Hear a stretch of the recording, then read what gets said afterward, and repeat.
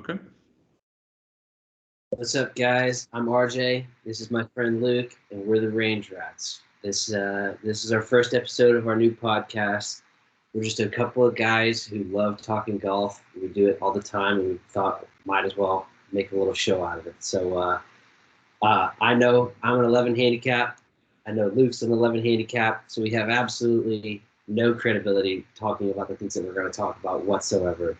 We just love doing it. And as you can see by both of our backgrounds, we have a special place in our heart for golf. So, Luke, if you want to give Yeah. I mean, guys, we're just doing this for fun. I mean, we know that probably the only people going to view this are just me and RJ, but this is all for fun. And, in this episode, we thought we would talk about, recapping the playoffs. Obviously, we're near the end with the Tour Championship this week, but we thought we'd recap the playoffs and some different events that took place during that. We'd go through the players meeting that Tiger hosted, and then talk about, maybe what some of the next steps are for Live Golf and potential players we predict may jump ship and go over there, and, what the future of golf looks like. I know I watched a video from I think it was Butch Harmon was talking about the future of golf could be the Live Tour, the PGA Tour, and the DP World Tour, each having 6 or so events that are major caliber tournaments on top of the 4 majors, and the top 100 players in the world rotating between all the tours. So we're going to spiel some ideas on Live Golf and go through that, and then we'll finish up the episode with our picks for the Tour Championship. So let's. I want to preface this, and I want to say I am a huge Ricky guy. So when we're talking about recapping the playoffs, we have to start about how the playoffs started. I'm watching that last tournament on my phone at work, scrolling through my feed, refreshing the scores every 10 seconds, trying to see what did Ricky do, because Ricky needed to have a decent round and a lot of help to be number 125 to get into the playoffs.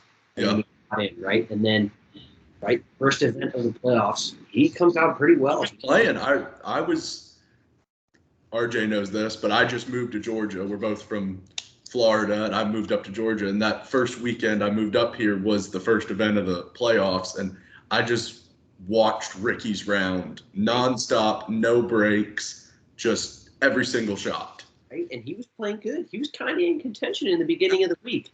And then all of a sudden, he makes a 9 trying to go into 9. And, like he said, you make a 9 because your putt rate doesn't go in. And that was all he wrote. But I think it speaks volumes that he was able to make the playoffs in such an up and down season that he has. Up and down to the extent of every round is either, oh, hey, Ricky shot a 65 today, or, oh, hey, Ricky shot a 76. Yeah. And I think that last event, the last event for Ricky of the season, the first round of the playoffs, he was in it. Like, he was looking good. Even the round he had the 9 on was a real solid round. It was just a bad hole that ultimately ended his season. But I think it kind of shows that he's making some changes. He's got a new guy on the bag. It's looking to go in the right direction. I mean, the challenge for Ricky, like every veteran trying to get back, it's happened to Spieth. The young talent in golf is insane right now, especially the young American talent. I mean, RJ, I was always a big Phil fan. With some of the Live controversies and things that have come out about Phil. Still like Phil, but Scotty's become my new guy. Huge Scotty Scheffler fan. So watching, Scotty and Hovland and Morikawa, those guys really bring it. I mean, it adds a whole new level of competition that arguably we haven't seen in golf in a really long time or ever. Correct. And they win. You know what I mean? It's not just these guys contending. Hovland won a couple times this year.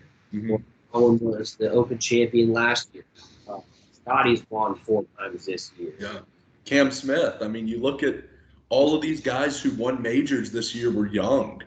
everybody was 25 and under, I think. Yeah, 'cause, I mean, you got Scotty, you've got Fitz, you got JT, and Cam Smith. I mean, those are a lot of the young talents. I mean, Cam Smith's going to be a President's Cup guy for his entire career, you would assume. I mean, JT and Scotty are American Ryder Cup and President's Cup teams, and Fitz is probably him and Rahm and Rory are the future of the European Ryder Cup team. Absolutely, absolutely. And when we talk about Cam Smith, we got to talk about recapping. We're going into recapping the playoffs, right? Tournament number 1. I forget which one that is off the top of my head. Do you know? FedEx, yeah, in Tennessee. Right, FedEx. I mean, that penalty, I can't believe they let him continue playing that tournament because he technically signed an incorrect scorecard. Yeah. I mean, I thought that was whole crazy. I know I saw a bunch of arguments, and a lot of memes about, Scotty was the one who called it in because Cam Smith, I think if he won or finished second, he was going to jump Scotty in the world golf rankings. So they're saying that he called it in, and there was a lot of comparisons to when Tiger had the rules infraction in the Masters and the fan called it in. Obviously, you can't do that on tour anymore, have a fan call a penalty in. But I thought the strangest thing of it was how long it took them to actually enforce that penalty. I mean, I understand. What was that? Next day. Yeah. Like, I understand that they've got so many different rounds of golf they're watching and they can't assess a penalty right away. But, I mean, he was teeing off that last round thinking he had a chance to win. And right as he hits his first tee shot, pretty much, he realizes he's out of it. He assessed a 2-stroke penalty. And like I said, he's assessed that 2-stroke penalty after the round, which means he signed an incorrect scorecard. Mm-hmm. How he was allowed to continue. Yeah. I want to talk about, is there a beef between Scotty and Cam Smith? Did you see Scotty walk in front of Cam Smith's line? Yeah, I've said for a while that I think, especially going back to the Masters, I think there's a little rivalry between them. I mean, I think it was, for the most part, it's a friendly, young competition rivalry. But I think especially Scotty's a big PGA Tour guy. That's where his loyalty and allegiance is. I do think Cam Smith's going to be the next big name. And if he does go to LIV, he'll be the biggest name LIV has as far as current world golf rankings and current competitiveness goes. He's number 2 in the world, and he won a major this year. So I think that around that time when all this was happening was when the news was breaking that Cam had agreed to a deal to go to LIV and all of this stuff. And, as we've seen with LIV, this is getting a little sideways from what we were talking about, but there's been a trend, especially for the international players, where they all kind of go together. You look at these old European Ryder Cup guys, Poulter, Westwood, Sergio, they all went to LIV at the same time. You look at the South Africans with Schwartzel and Louis Yu and Brandon Grace, they all went at the same time. I do think the Australians are the next to go, and I would tell you I think Cam, Leishman, and if pattern of fact holds true, probably Adam Scott next. I bet the 3 of them go to LIV. I can't believe Scott hasn't gone already, and I think LIV Golf is making waves. If Cam Smith goes, I think it'll be after the tournament. I think he knows if he jumps ship before. I think that's why the deal is agreed to, allegedly, signed, because if he jumps ship, he can't play in the President's Cup. So I agree. And I think it's the same for all 3 of those guys. Right. I think that, and another name, we're kind of going out of our order we said here, but Cameron Young, real young, up-and-coming American talent. He's been rumored to go to LIV next. He's probably going to make the President's Cup team. Xander, Hideki, all of those guys have been rumored to go, and they're all going to be playing in the President's Cup. These rumors, though, Hideki I've heard for a little while. That's been kind of noisy. Yeah. But in regards to these rumors, Ricky was kind of rumored to go very early on. He's played the rest of the whole season, and he's already committed to things starting at the beginning of the season next month or in October, whenever those tournaments are. He's already committed. So you really got to take these meetings as a grain, or not meetings. Really got to take these rumors with a grain of salt. Like, nothing's finished until you sign the dotted line. Definitely. And I mean, I could even go as far as, and kind of how the PGA Tour has done punishments and stuff. Nothing's final until you tee off that first shot in a Live Tour event. Right. You can do whatever you want, say whatever you want, but they're really not penalizing guys until the moment they tee off in one of their events. And that's why Bubba is still technically a PGA Tour member, because he hasn't teed off and Live, even though he's agreed and announced on his own Instagram that he's gone. Gone. So I think that's definitely an interesting factor to take in Live, is these guys can do and say whatever they want, but until they actually play and participate in an event, the PGA Tour really hasn't penalized them so far. Right. So, got a little off topic there. Let's try to get back on. Let's talk about tournament number 2. What was the one that just played? The BMW? BMW, yeah. And that one had a lot of injuries. So I know you and I were talking about this early, but Will Zalatoris and Cam Smith missing the event, Zalatoris withdrawing because of injuries. He was contending. Mm-hmm. And it goes back. Cantlay goes back to back in Fins. I think he's hot right now. He's always a pretty steady golfer, and it's good to see guys who play and contend well in the playoffs, and that's who you're going to see end up winning the whole thing. Like, you think back a couple of years ago, Dustin Johnson, when the Masters were played in the fall, he won the Masters. He ended up winning a playoff event and then winning out there in Atlanta. Yeah. It's kind of like the NFL playoffs, man. You got to streak through December, and whoever gets out at the right time, it's the same thing. You're playing good golf. And I think to that point, I think Tony Finau, and you know me, I am not a Tony Finau guy. Yeah. Whatsoever. I think he's incredibly overhyped. I mean, he has 3 wins to his name now, which I can respect, but he was getting a lot of hype with only 1. And I just haven't liked him. But it says a lot about a guy who can go back to back on PGA. Yeah. And he definitely, I mean, Finau had a big time breakout season this year, and I don't see him, winning the Tour Championship, but he certainly, lived up to his hype probably for the first time in his career this season. And I think a point to make about that is I think instead of being a top 10 guy a lot, I think you're going to start to see him really contend on Sunday. And like going into Sunday with a 54-hole lead and stuff like that. Yeah. Like, he's never been that guy. He's always been top 10. But I think you're going to start to see a lot of Tony Finau hype, and maybe deserve it this time.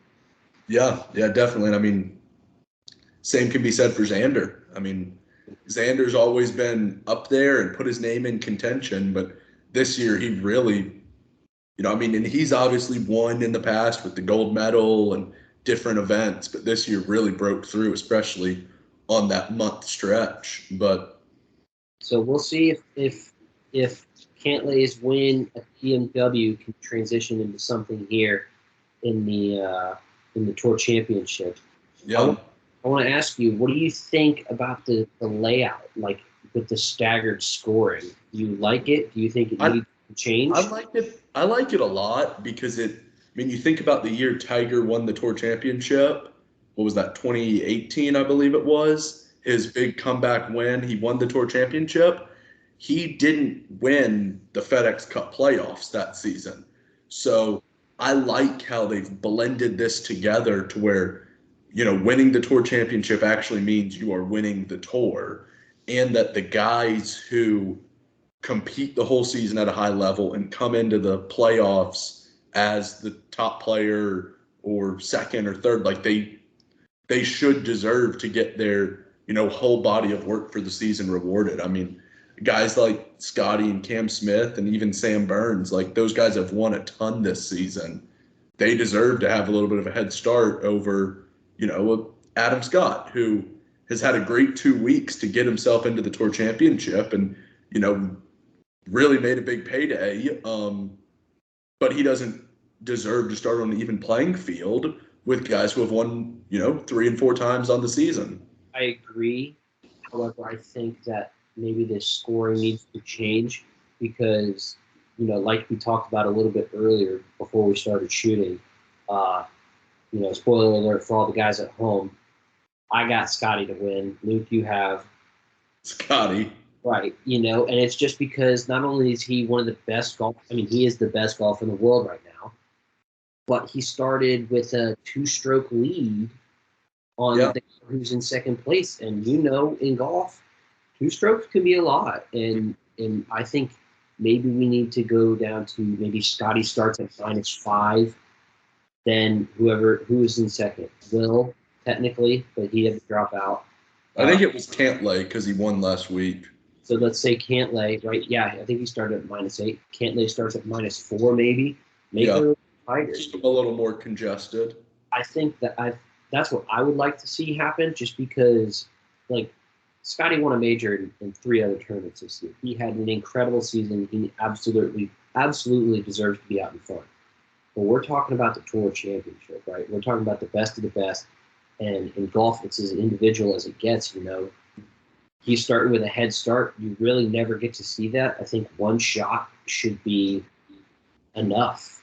Yeah, and I mean, and if, say you reward the top 5 or whatever players for the season and they get a head start, 5 shots on the rest of the field would be a really big advantage for him. Because, I mean, the way it's set up now, there's pros and cons to it. I mean, it puts the number 1 point earner of the season in a very good position where he should go and win the Tour Championship. Especially when you look at what happened today. I mean, Scotty shot 4 under and nobody else really caught up to him. Everybody else kind of hovered more around even par. I think Joaquin Niemann shot 6 under, I think, but he was way down the leaderboard, and all it really did was get him to where if he has a couple more really good days, he's in a spot to contend. But especially, I think the way they have it set up now is for it to become a congested leaderboard with a lot of guys who have chance to win. The number 1 player's got to kind of struggle on day 1, and everybody else has to bring it. So it definitely puts a bigger emphasis on day 1 of a tournament than there probably usually is. Right, because they bring the top 30 guys? Mm-hmm. Top 30. 20 through 30 have absolutely no chance at winning. And I get, right, the top 5 guys should have the best chance at winning. But, I mean, this is supposed to be a playoff. Like, an underdog's got to have some kind of shot. Like March Madness almost, you know what I mean? The top guys usually end up winning, but you can see a Loyola Chicago go all the way to the Final Four. Like, what's that? Like, imagine Adam Scott has a chance on Sunday and is top 5. Mm-hmm. I mean, those are the Cinderella stories in playoffs that, I mean, currently, golf doesn't really have them right now, but no. But I think that it puts a bigger emphasis on just making it to East Lake. And I mean, you kind of saw that with the way the guys were really grinding on Sunday at BMW. I mean, the matter of making it and not making it was like 1 shot. You look at, to stay on the Adam Scott train we've been rolling on, Adam Scott on 18, he snap hooks it into the fairway bunker, or I guess not in the fairway bunker, it was right on the lip, and he has to baseball swing it out, and then makes a great sand save to clinch one of the last spots in the field and keep Shane Lowry from ever making East Lake. And as great of a career as Shane Lowry has, winning a major, all these things, he's never made East Lake. And it's kind of one of those stories where making East Lake can change a guy's career. Like Aaron Wise made it this year. It was only the 2nd time he's ever done it. And the guaranteed pay he's going to have just for making this tournament is, life-changing.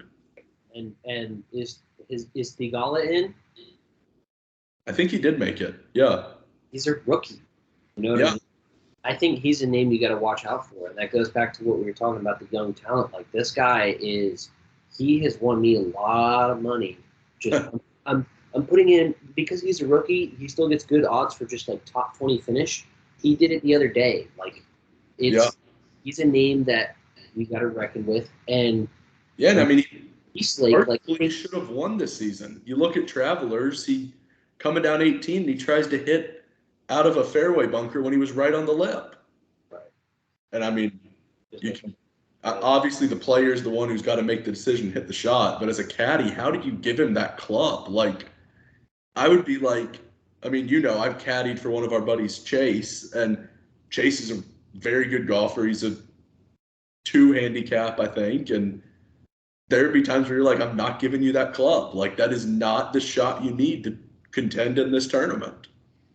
Yes and no. I don't know if you saw the dialogue between Michael and Spieth this past week about when Spieth went in the water out of the fairway bunker. Sometimes it's one thing to not hand the guy a club, but if one guy's like mulling it over and you guys are talking about it, and the more and more he starts liking it, the more and more, the harder and harder it is to take the club out of the guy's hands. You know what I mean? So who knows what happened there, but at the end of the day, he's a name that needs to be reckoned with, and I think it shows a lot about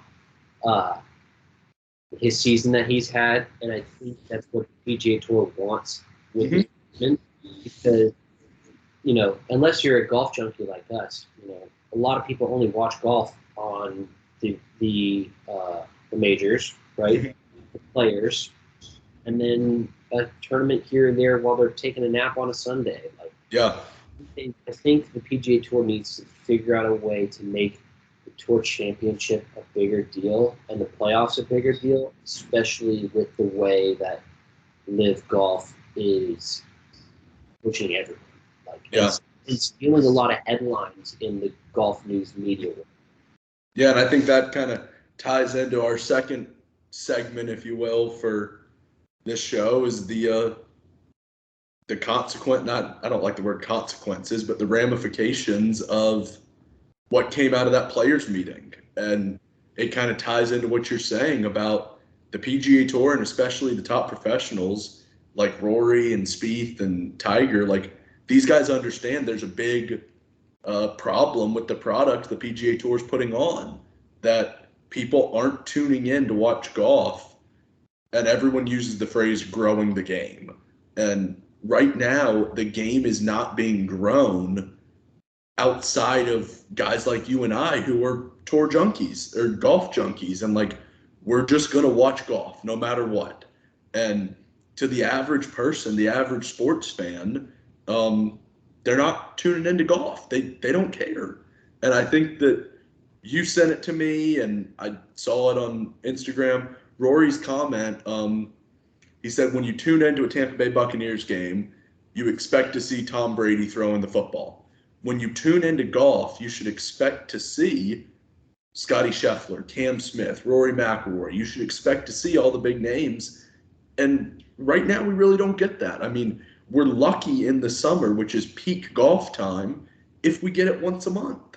And then the other times you're like, oh, well, Scotty's playing. And, that's the only big name. Or like Tony Finau. And it used to be a thing, in my opinion, that a lot of the veterans would do, the guys who had kind of already proven themselves and won on tour, but it's kind of starting to trickle down into the younger players. I mean, you look at a guy like Zalatoris, granted, this is, I think there's an argument this is his first true full season as a rookie, and apparently he's been dealing with some injuries, but he's probably only played 8 to 10 events the whole season. The number of events he plays in is very, very low. And I think that it kind of draws into that point of we got to get the best players on the course at the same time more regularly. Especially with the new way the media is covering golf. Like, the PGA got a big deal from ESPN. They get Masters rights now. It's not just on CBS or whatever it is. The Masters can be watched on ESPN. They have featured holes, featured groups on ESPN Plus, right? So they're doing the right things to get more eyes on golf, but the product that's out there, like Rory said, it has to be the best. Otherwise, they're going to go to things that are more entertaining, like example, Live Golf. They do these concerts, right? They do these content shoots with the golfers, right? They make it about more than golfing, right? They say that it's growing the game. David Ferry said it best. You ain't growing the game on Live Golf, right? They offered that guy just money you can't turn around. You know what I mean? And that's what all these golfers are doing, regardless of what they say. Can you blame them? I mean, it's generational wealth and guaranteed money that you've never seen before in the sport ever. Yeah, So, I mean it's setting these players and their families up forever. But I find it hard to argue that this isn't growing or changing the game. I mean, maybe that's not the intention, but it's like any business. In order to keep up, you've got to change and adapt. And the PGA Tour has a real problem on their hands if they lose their best players, whether that's to change the game or for money. I don't really see the reasoning matter. Your best players still aren't playing in your tournaments. Like, a good example, a tournament that I always really like to watch and get excited about is the Travelers. I think that's a fun course. It's a good tournament. It's got drivable par threes, tough drivable par fours, tough par threes. It's a good middle of the summer golf tournament, usually with a pretty good field. And this year it had a good finish with Tagala and Xander coming down the stretch, but Tagala wasn't a big name then. And I mean, realistically, he's not a big name now. really not. And he's only a big name to guys who are actively watching the come up of young golfers. Like, think of names: Brooks Koepka, Dustin Johnson. You're a big Phil guy, right? Mm-hmm. All the guys that have defected to Live Golf, right? There's only a couple that really mattered in the world golf rankings. I think when DJ left, he was the highest. Yeah. I want to say he was in the top 20. I think he was 13, maybe. I think there was a couple guys in the top 20, not necessarily in the top 10, definitely top 5. But I mean, household names like four major champions have defected, and the PGA Tour needs to come up with a way to put the best product out there with what. I mean, I don't want to say what they have left. They still have a lot of great golfers. Oh, yeah. I mean, the PGA Tour still has the best golfers in the world. Yes. And there's no disputing that. And anyone who tries to is crazy.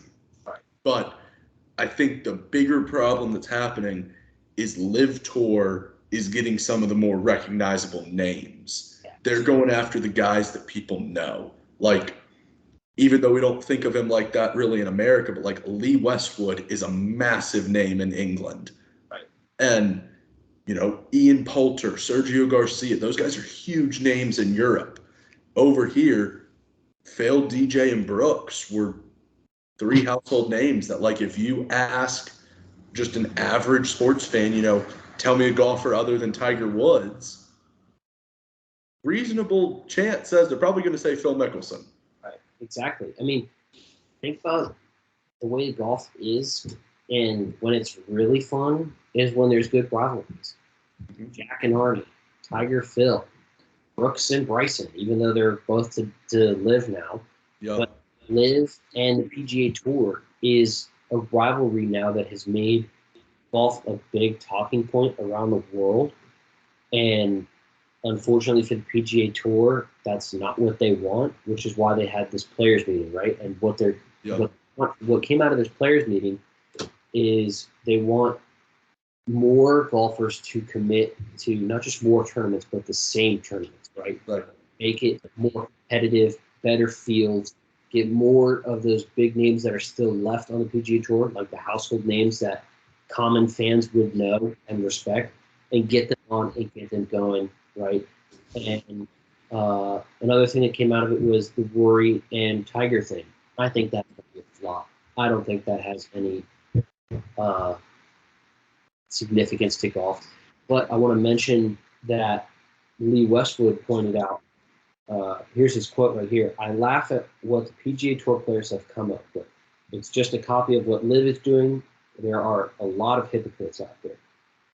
I mean, Live Golf is only a 48-man field and they're trying to get as many good big names as they can, all playing together at a time, right? They're giving them more time off in between, but they're getting as many big names as they can. The PGA Tour is trying to do the exact same thing to respond to Live Golf, which I think was the point of Live Golf in the first place. So, I mean, I think it's accomplished its goal. And the only sucky thing is that the guys who defected to Live Golf and wanted to see this happen on tour can't. Yeah. I think you bring up really good points. I mean, the Lee Westwood quote, when I saw that, it was kind of like oh, wow, like an aha moment, I guess. I mean, it's hard to say someone is winning in the Live Golf PGA Tour issue because really, I think everyone's losing. I think it has the potential to be good for the game of golf. And open the avenue to a way of sports that's never been done before. Like you think about the NFL, the MLB, the NBA, like those are the only major leagues where people can watch that sport. Like, yes, there was the USFL back in the 80s or 90s or whenever it was, but like it was short-lived, and really the moment it tried to compete with the NFL, it lost. I think that Live Golf PGA Tour has the potential for golf to be one of the first, sports with considerable leagues in America, in the USA. Because the DP World Tour, right, even though now that they have this partnership with the PGA Tour to make it the allegiance stronger or whatever, like that is a significantly lower tier tour, right? I think anybody with a mind in this world would say PGA Tour, DP World Tour, Live Golf, right? Yeah. Maybe golf here just by the names that they have, right? But significantly less than the PGA Tour. Yeah, and definitely. I think we're going to start seeing real competition, and I think we have seen real competition with the PGA Tour. Yeah. You there? Yeah. I can't hear you. Okay, there we go. You're back. We're good. You brought up a good point maybe a month or so ago. That whole allegiance with the PGA Tour was, I think it's because they're partially owned like by the same people or whatever, and they're the same circles. But if I was the DP World Tour, I would have aligned with Live Golf and try to bring its status up instead of staying like this to the PGA Tour. Bring Live and DP up like this. Yeah, I mean, it's totally a what if scenario, but what if they did that and now all these guys who were on the PGA Tour who don't want to go to Live because they don't want to lose world golf ranking points, now they get to just go play in Europe and they keep their world golf ranking points. They get the massive purses from Live. I don't want to say it renders the PGA Tour obsolete, but like the PGA Tour would have a major crisis on its hands. Especially with guys like Brooks Koepka, who really only care about, I mean, there's more, but he's always been steadfast and strong. Like, hey, I play golf to play in the majors, right? Like, I'm here for big shining moments. If they keep their world golf rankings, the U.S. Open and the Open, if you're top, what is it, 100 or 50, you something like that. Yeah. Qualify, and they can't kick you out. What are you going to do? Oh, I mean, I think that's the next big wrinkle in this whole story, and it's something we're not going to see until, I guess, April with the Masters. But what are they going to do on the first full season of these Live Tour guys? Are the majors going to let them play? Because the Masters is obviously, as everyone knows, an invitational only event. Like, you have to be invited by the Masters committee at Augusta National to play in the Masters. So what if Fred Ridley wakes up one day and says, I'm not going to invite anyone who played in Live Golf? Then you run into the issue of Dustin Johnson and Phil Mickelson have invites for life. Yeah. I mean, but what does that mean to guys like Brooks, Bryson? I mean, these guys who were big names in the world and would have, seemingly been invites every year until they won, which, I mean, you never want to say until someone wins a Masters because it's never a guarantee. It's one of the hardest tournaments to win. But, like, you reasonably expect it at some point in their career, those guys are going to have a good chance. Exactly. And the thing is I think that the Masters has always cut some slack with, like, guys who are older who have won. Like, I don't want to say Phil because he still plays good golf, but Phil, when he's 75, has an invite to the Masters, right? You have it for life. Yeah. So the field is always a little bit weaker, technically, by who is allowed, who gets invited, and who's automatically invited. You're taking names like Patrick Reed, Bryson DeChambeau, Brooks Koepka. Those guys haven't won the Masters. And Patrick Reed did. Patrick Reed did win. He did, right. But so Brooks and Bryson. Kind of look at it, your big names from LIV who have won Masters. You got Phil, you got Patrick Reed, you've got DJ. I believe Sergio won a Masters. What do they do with those guys? I mean, say they tell everyone else you're not invited, but these guys have invitations. I mean, when everything came out this season, Fred Ridley did not revoke Phil's invitation.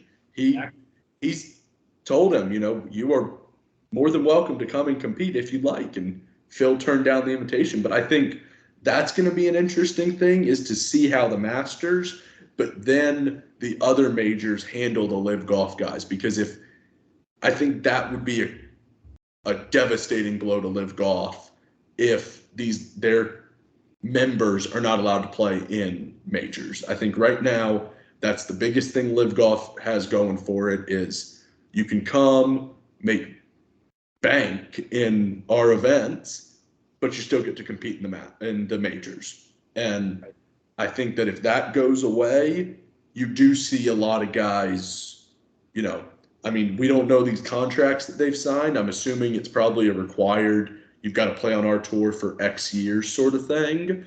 But what does that mean to a guy like Xander, Ricky, Bubba Watson, guys like that, Cam Smith, who have all been rumored at some point to go to LIV, but they haven't teed off in an event.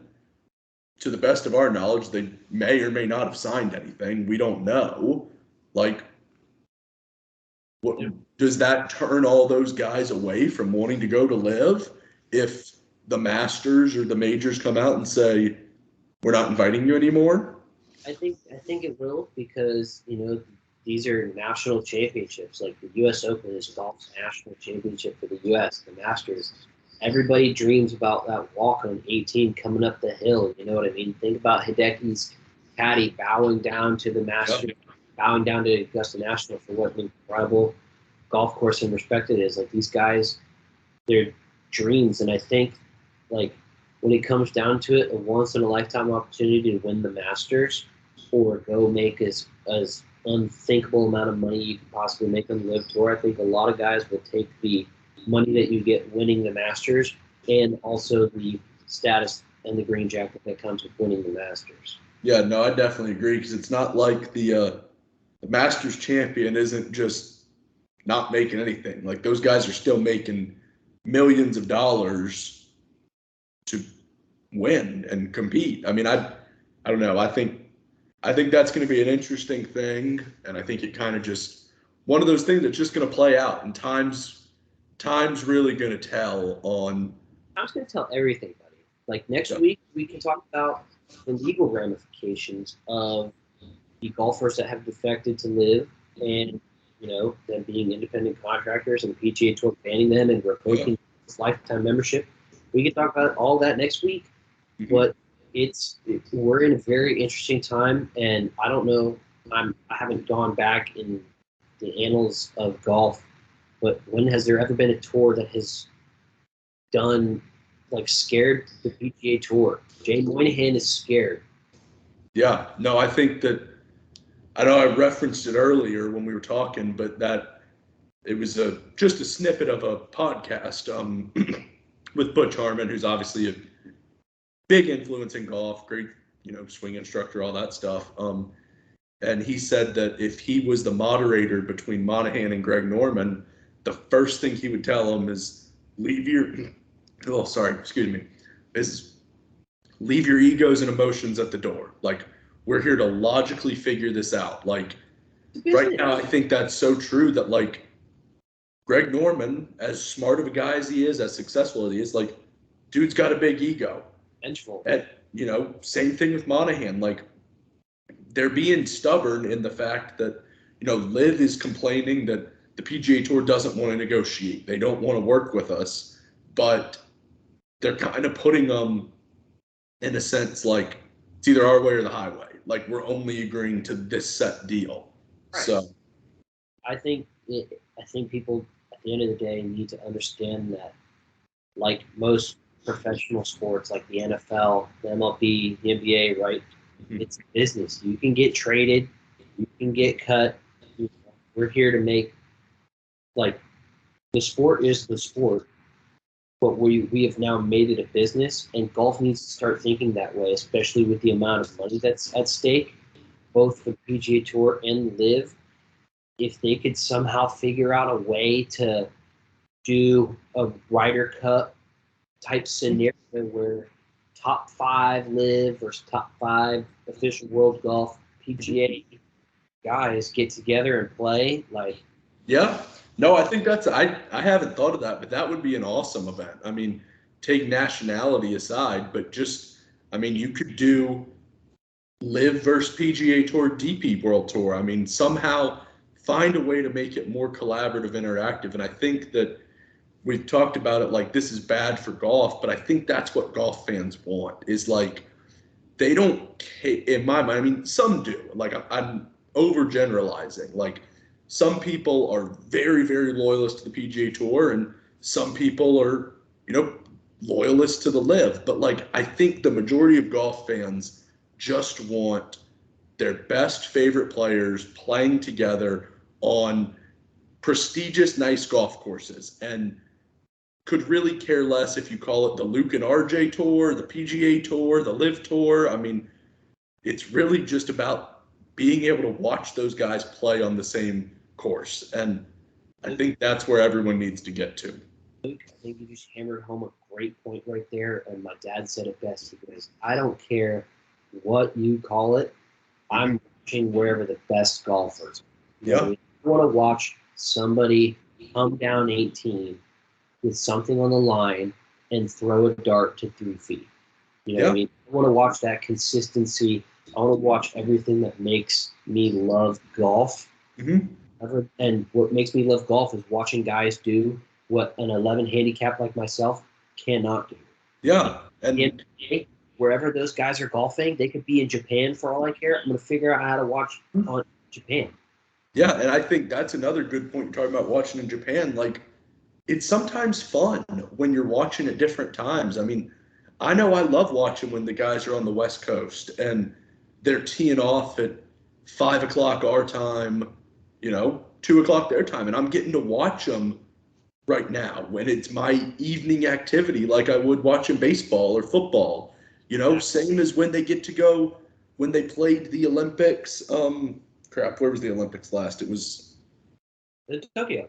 Tokyo, yeah. For some reason I was thinking Beijing, but I knew that was when we were little.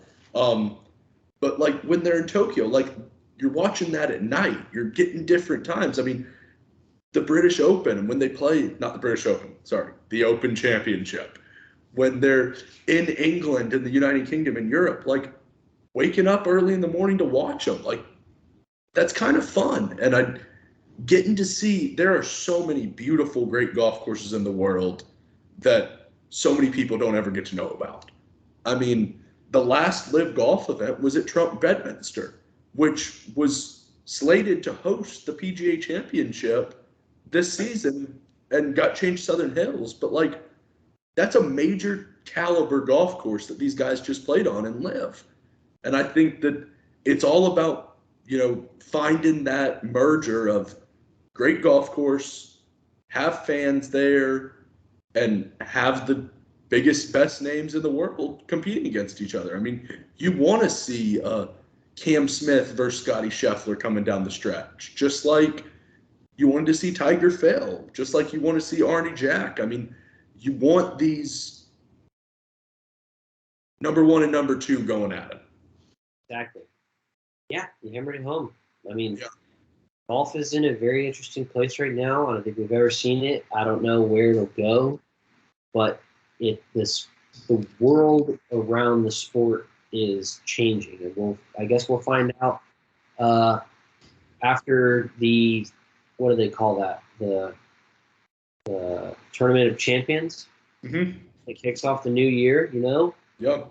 We'll see after that where how the sport progresses, and if this new thing that comes about the players meeting that they had, if that makes a big difference. Yeah, I agree. I think that, like we said earlier, I mean, time's going to tell. It's really going to come down to when these tournaments come up that they've been discussing. Are they going to follow through with their action? Are the top 50, top 100 players in the world, are they all going to team up and go play at Bay Hill? Are they all going to go? I mean, they already do go play at Sawgrass, but are they going to go play at, Memorial, the match play event? TPC Scottsdale. Yeah, Scott, like, what events are they going to pick, and are they going to follow through and do it? I mean, I know that I was looking at this calendar already. The RSM Classic, obviously, RJ, family's got ties with RSM, and I went to the event last season, and it's a beautiful golf tournament. It's at Sea Island in St. Simons, Georgia. Great golf course, great resort. Never really drawn a bunch of players because it's a fall tournament. The purse was never crazy high. So, I think the biggest name this past one was Scotty right after the Ryder Cup. And I mean, that was kind of pre, number one in the world, Scotty. He was getting ready for his run. The purse for this upcoming RSM Classic is the exact same as almost every purse on the California Swing. I was looking at that. The purse for the RSM Classic is almost $9 million. The California Swing are all right around that price. So, they all keep saying money talks. Are we gonna see the best players in the world go show up for the RSM Classic? I mean, probably not, but I think you're gonna get some bigger names than maybe you did in the past. Buddy, let me tell you something right now. If we can swing some RSM tickets, I'll get my ass to St. Simons, Georgia, and we'll watch some golf. But I think we could make that happen. That's a short drive from Old Macon, Georgia. Yeah. And I mean, that place is beautiful. That is always one of the coolest tournaments. They do it right before Thanksgiving. And I mean, St. Simons is one of the prettiest areas I've ever been. So, I mean, I've never been to St. Simons, but the course always looks great on TV. Yeah. So, I mean, Gooch won this past year, new live guy, but it's a very cool event. So, I mean, that's just kind of an example. I mean, you can go through the list of tournaments. The purses have increased in some. I mean, I think the comparison that I saw, the Amex was always, kind of one of the first golf tournaments that it felt like you kind of wanted to watch because some of the bigger names showed up. Right. The RSM Classic and the Amex have the exact same purse this year. Yeah. So, I mean, the scheduling, I don't know how many pros are really going to show up for an event in November, but you never know. We'll see. I mean, I don't know if it makes the cut on the 8 or so events that they commit to what the agreement is, but I think that the PGA Tour has a fire lit inside itself that says, hey, we need to make sure we're putting the best possible product out on the golf course, and just so that when the casual fan checks in, Rory McIlroy, Justin Thomas are at the top. Yeah, no, I couldn't agree more. I think that's the big next step, if you will, for the PGA Tour. Is they've had this great meeting. They seem to understand what they need to do. Now let's put those words into actions. Let's see him do it. Because, I mean, I think that's the big thing. I mean, I don't know how much this Tiger Rory stadium series, how much that's going to make the impact. But if you have the top players in the world showing up at the same event 15 times a season, that's going to draw fans. And that's going to make tournaments feel more like the majors. And it's going to make the majors feel even bigger. Absolutely. Especially if, say, they've got these 10, 11 tournaments of the season that are PGA Tour only events. They've got big purses, big names, all that good stuff.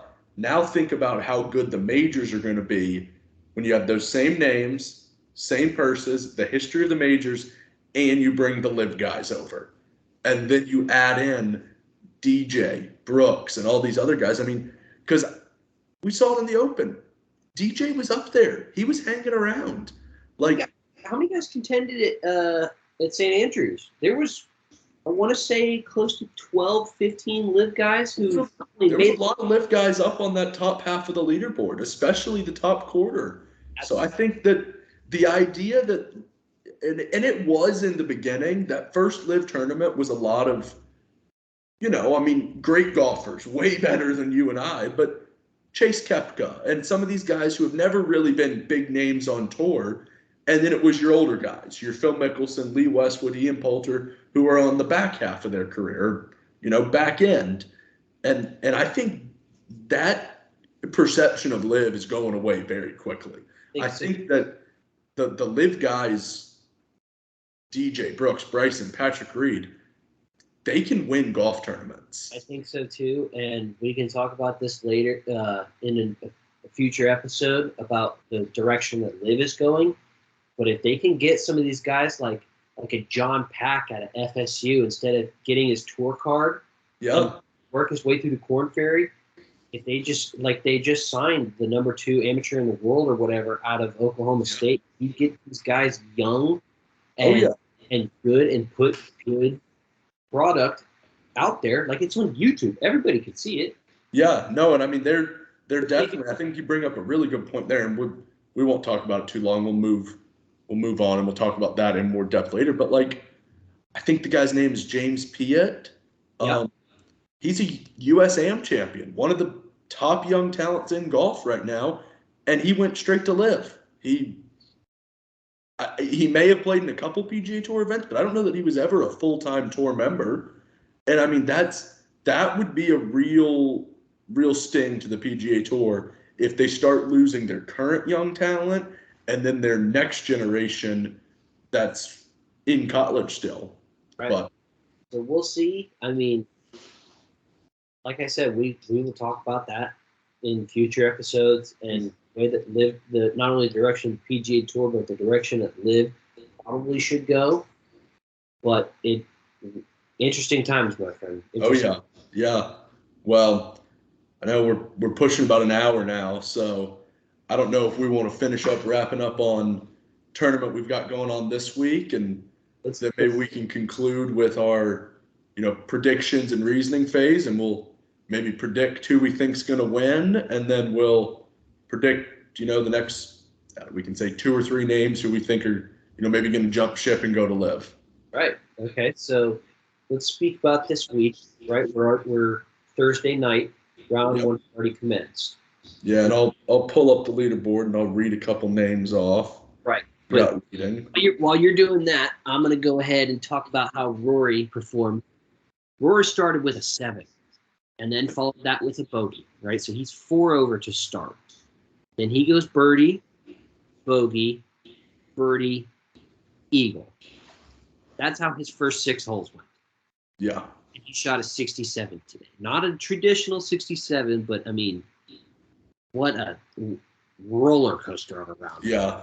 And I think that's just such a good example of who Rory is as a person and golfer. I mean, no matter where you stand on who your favorite golfer is or whatever, I mean, you can't knock a guy like Rory. He is, and I think you put Tony Finau in the same category. They are so resilient that they're going to take anything you throw at them and they're just going to brush it off and keep fighting. I mean, they're probably 95% of the golfers on tour, they shoot a 7. And they go, well, at least I got guaranteed money this week. Not a big deal. And that's not who Rory is as a competitor. It's not who he is as a person. He's going to fight back. And I mean, he's still got a long road to hoe. He's 8 shots back right now. But Rory's the kind of guy you go out there, you could shoot a 62. Like, it's Friday, buddy. yeah. I mean, it depends. Scotty could blow. Mm-hmm. Oh, sorry. Pause. Scotty's blow up. Things can happen. Tomorrow's Friday morning, man. We will see Yeah. how the week shakes out. If you want to go ahead and read some of the names, like the top 5. Yeah. I'll go through them. So, I'll give you our biggest movers today. Lowest scores we had were 6 under.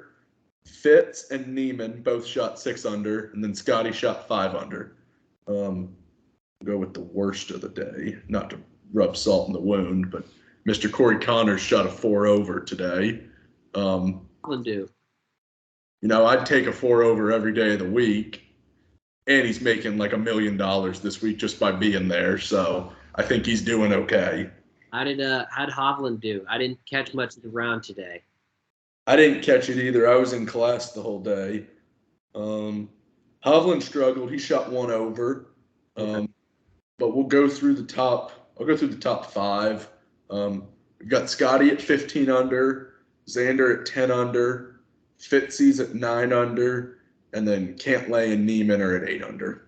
Every name that you just There's a whole slew of guys at 7 and 6. Every name that you just named right there. If let's say that if that was the weekend, if we were going into Saturday with that, those would be the only guys who had a chance at winning. And I still think that the only person who has a chance at winning this week with that, he's got a 5-shot lead on Xander, you said? Yeah. I mean, he's got a 5-shot lead, so he expanded upon what he was already given. He's still got to play some golf, right? There's still 3 He does. And I mean, as we saw last week, and especially the week before when he missed the cut, Scotty's putter can get a little shaky at times, and he can miss some short ones and things like that. But I think what saves him is, he's just mentally, he's probably one of the toughest guys on the field. He's gonna just keep plowing through, and so I mean, we'll see how it shakes out. There's a couple names I like in the chasing category. I love Rory and Cam Smith at 7 under. They're 8 shots back, so they're probably got pretty good odds. It's obviously a shot in the dark, but both those guys, can go really, really low, especially Rory, who historically day 1 is his worst day of the tournament. Where's Justin Thomas at? JT's at 6 under, so he's 9 back. I mean, he's another good chaser, but 9 shots is pretty substantial. He would need some help. But I mean, again, so is 8 shots. That's where it's kind of one of those things. If Scotty goes out and shoots, even if he shoots 1 under, like 1 under 3 days in a row, like guys have to go get him. Yeah, I mean, because I don't remember what Cantlay shot last year, but I think if Scotty gets to 18 under, I find it really hard to believe someone's going to catch that. I mean, East Lake is not an easy golf course. You could. Like a Xander could maybe catch that, but he'd have to go put 4 really solid rounds of golf together. Yeah. A name, I mean, I have no clue what the weather's like in Atlanta this weekend, but in Macon, it's kind of supposed to be pretty crappy. If it does get crappy, Fitz could be a fun one to watch. Yeah. 6 back, he's a real good, bad weather player. So I think it'll be cool. Like we said earlier, I'm going to pick Scotty to win. I think that best player in the world right now. Yeah. What was that? I said I'm there as well. I don't want to say there's no way that he loses because, like I said, this will be on the internet. Who knows if this is going to get watched by a single person other than us? But I don't be on record on the internet giving an absolute guarantee and then having him pitch a Jordan Spieth on 12 at the Masters. Yeah. Can't have that happen, and I can't have my face and my words attached to that. I can't do it. Yeah. He is. I think he's in a really good spot, though. I think that he's been the best player all season. He deserves Player of the Year. He's the number one player in the world. I really think that he caps off a fantastic season with Tour Championship, and I'd even take it as far as I think he wins this, and then he leads the U.S. team to a President's Cup in a couple weeks. Yeah, we'll get to that in a couple episodes, but I'm very excited. I love those team events. Yeah, team events are awesome, and I think Scotty showed last year, I guess it was probably around this time, at the Ryder Cup, that he's really good at those, and he's not going to shy away from anyone. I mean, taking on Rahm and taking him down as a rookie, that was pretty impressive, and I think it just shows the ability of Scotty as a competitor and a winner to go get stuff done. And I think that give him a 5-shot lead in 3 days, an interesting bet, and I don't want to guarantee anything. I wonder if he wins by more or less than 5 shots. What do you want? What do you think? 5 shots is a lot. I would go with he does. I think he really finishes strong this week. I think he puts together 3 good rounds of golf under par and ends up posting something in the low 20 under range.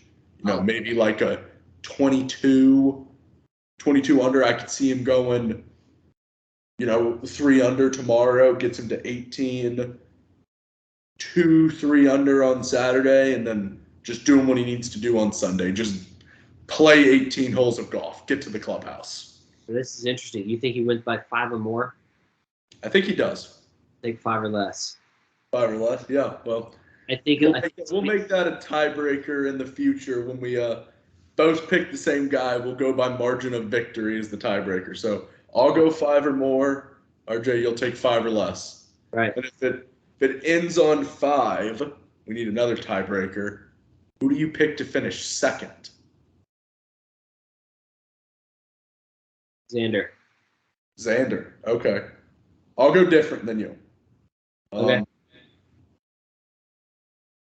I think. Do you want Xander?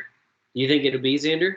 No, I don't. I think it's going to be Rory. I think Rory's going to put together 3 good days and not do enough. I mean, I think Scotty wins by more than 5, so I think he kind of runs away with it. But I think Rory puts together a couple good days and maybe poses the closest threat to Scotty. Maybe Scotty goes into Sunday 5 up on Rory, 4 up on Rory, and then Scotty pulls away on Sunday. But I'll take Rory to finish second. We took 2 former FedEx Cup champions. What was that? I said we took 2 former FedEx Cup champions. I took Xander. Yeah. He won. Tiger won. And or he won the year. Was it Rory? Did he win the year Rory won the FedEx? No, can't be it. Both of them have won the FedEx Cup, but I don't think either of them have won the Tour. In 2018? Yeah. I'll Google it. But I guess another question to follow up just on this week. Who's a player that is near the top of the leaderboard that you're fading right now? Well, let me check that leaderboard then. I'll have to give it a look. Buddy, I'm so happy we were able to get this thing working, by the way. Me too. I was worried earlier. Justin Rose actually won the 2018 FedEx Cup. Did Xander win the Tour Championship and not the FedEx Cup? Let's see. I don't think he is. Oh, yeah, he did win the Tour Championship. When was that? I don't have a year yet. I just saw a picture of it. Okay, I am fading. He won it in 2017. He won the Tour Championship in 2017. But I don't know if that means he won the FedEx. I don't think back then it did.